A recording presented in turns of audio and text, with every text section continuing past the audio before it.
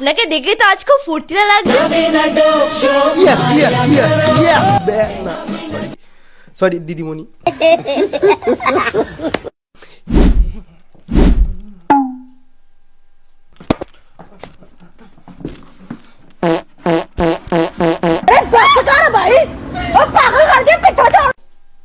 চলো তাহলে আজকে শুরু করা যাক। এই আপনি একটু চুপ করে বসুন না।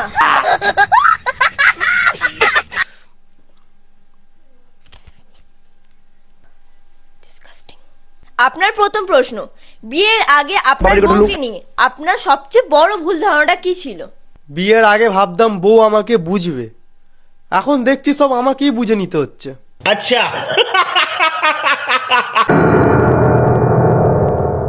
বিয়ের পর কোন জিনিসটা বুঝেছেন যেটা কেউ আগে বলে না? বিয়ের পর বুঝেছি বউ যদি বলে ঠিক আছে, তাহলে বুঝে নিও কিছুই ঠিক নেই।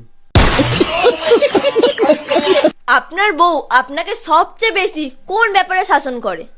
বউ আমাকে শাসন করে আমার লজিকের উপর, কারণ ওটা নাকি বিপজ্জনক।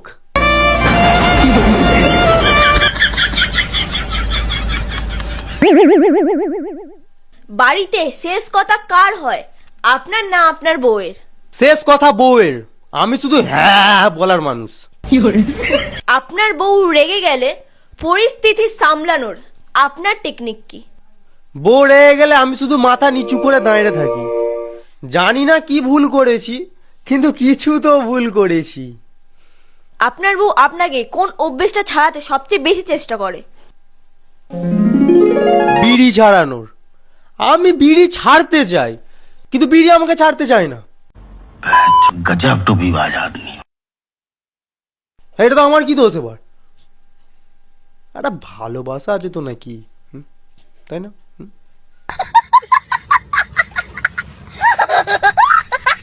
সংসারে আপনার আসল দায়িত্ব কি বলে আপনি মনে করেন? আমার আসল দায়িত্ব হলো হ্যাঁ বলার টাইমিং ঠিক রাখা। আপনার বউ আপনাকে নিয়ে লোকের সামনে সবচেয়ে বেশি কি বলে? বোকাচো। লোকের সামনে বলে ও আমাকে খুব মানে মাথা নাড়তে জানে, আর বলে ও খুব ব্যস্ত, আসলে কোনো কাজই শেষ করতে পারে না। আমি নাকি কোনো কাজ শেষ করতে পারি না।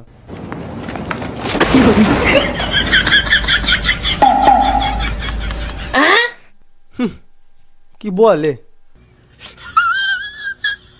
আপনাকে যদি একদিন আপনার বউয়ের জায়গায় বসানো হয়, তাহলে আপনার কাছে সবচেয়ে কঠিন কাজ কি হবে? সবচেয়ে কঠিন হতো সব দোষ নিজের ঘাড়ে না নেওয়া, অথচ দোষটা আমারই। আপনার বউ রান্না কেমন করে? আমার বউ রান্না এমনই করে, খেলে তো প্রশংসা করতেই হয়, আর না খেলেও প্রশংসা করতে হয়।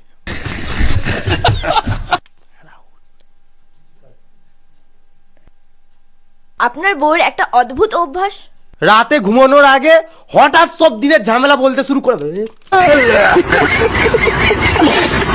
হঠাৎ সব দিনের ঝামেলা বলতে শুরু করে দেওয়া, এইটাই ওর বাজে অভ্যাস একদম। হ্যাঁ, বাজে অভ্যাস। আপনি যে আপনার বউকে নিয়ে বললেন, আপনার বউ যদি এই ইন্টারভিউটা দেখে তাহলে তো রেগে যাবে, তখন আপনি কি বলবেন? বউ যদি দেখে আমি বলবো এটা এডিটিং এর দোষ বা এআই ভিডিও।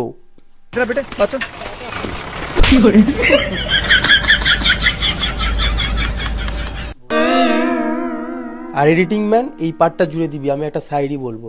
যদি বাই চান্স যদি না মানাতে পারি তাহলে বউ সাইডটা দেখে খুশি হবে। একটা সাইডই বলি, ক্যামেরার দিকে দেখে বলছি। বউয়ের শাসন মানি, কিন্তু তোমার জন্য দেখ চুপ করো তো।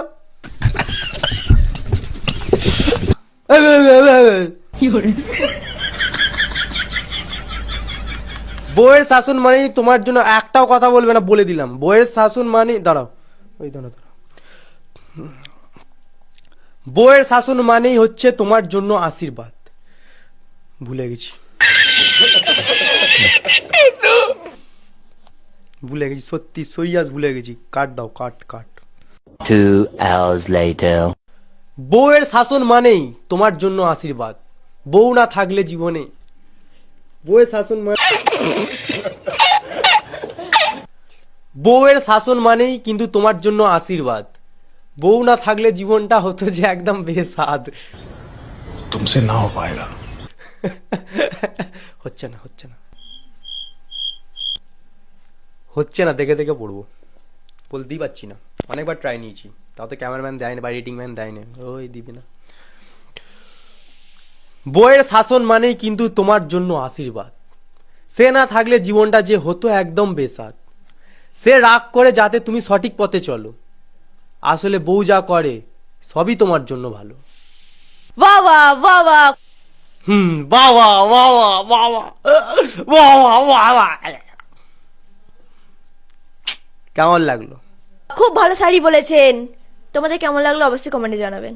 কমেন্ট করে জানাবে। এরকম শাড়ি শুনতে চ্যানেলটা সাবস্ক্রাইব করে নাও। আমার বইয়ের জন্য একটা কিস।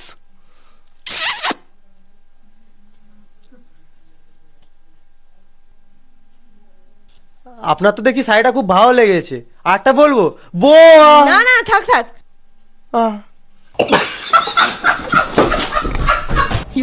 আজকে ইন্টারভিউ এখানেই শেষ।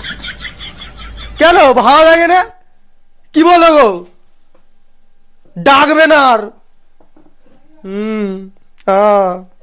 বউ আমারই ছিল সেই জন্মে এলো, সেই আমারই জন্মে এলো গেল।